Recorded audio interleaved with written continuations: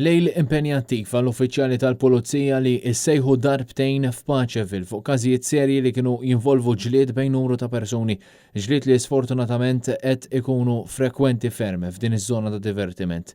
Din id-darba żewġ argumenti separati li ħallew persuna fil-periklu tal-mewt, tnejn oħra l-isptar Mater Dei għall-kura u persuna ieħor arrestat fil-lokab tal-Pulizija. Iż-żewġ argumenti seħħew f'temp ta' satejn, bit-tieni wieħed dak li seħħ l-ħabta ta' satejn ta' filgħodu iwassal biex persuna jispiċċa rikoverat l-isptar bi ġrieħi serji u fil-periklu li jitlef ħajtu. F'dan il-każ kienu l-Pulizija stess li nnutaw raġel midrub fi triq San George f'San Ġiljan fil-post issejjaħ tim mediku filwaqt li ambulanza ħadet lir-raġel ta' 26 sena resident il-Marsa l-Isptar Mater Dei. Mill-investigazzjonijiet li saru rriżulta li l-vittma kien involut f'argument waqt li kien fi stabbiliment fl-istess akkwati ta' Paċeville. Bil-każ ġiet informata l-Maġistrat tal-Assa Estrid May Grima li ħatret diversi esperti sabiex jassistuha fl-inkjesta li ġiet appuntata. Filwaqt li l-investigazzjonijiet tal-Pulizija għadhom għaddejjin.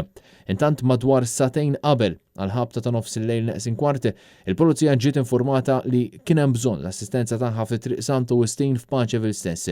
Il-Pulizija marru immedjatament fil-post fejn irriżulta li kien hemm argument bejn tliet irġiel u wieħed minnhom kien ħarab mill-post. Tim mediku tal-ewwel għajnuna u ambulanza ħadet li żewġ irġiel l-Isptar Mater Dei għall-kura meħtieġa l-irġiel it-tnejn Franċiżi għandhom 61 u 58 sena. Aktar tard il-Franċiż ta' 61 sena ġie ċertifikat li weġġa gravi filwaqt li ieħor weġġa ħafif. Mill-investigazzjoni li saret il-Pulizija stabbilixxiet fejn kien ħarab ir-raġel ieħor involut fl-argument u fi ftit ħin ġie arrestat. Ir-raġel li huwa Pollak u għandu 36 sena qiegħed jinżamm fil-lokab tal-Pulizija fil-Furjana għal aktar stħarriġ.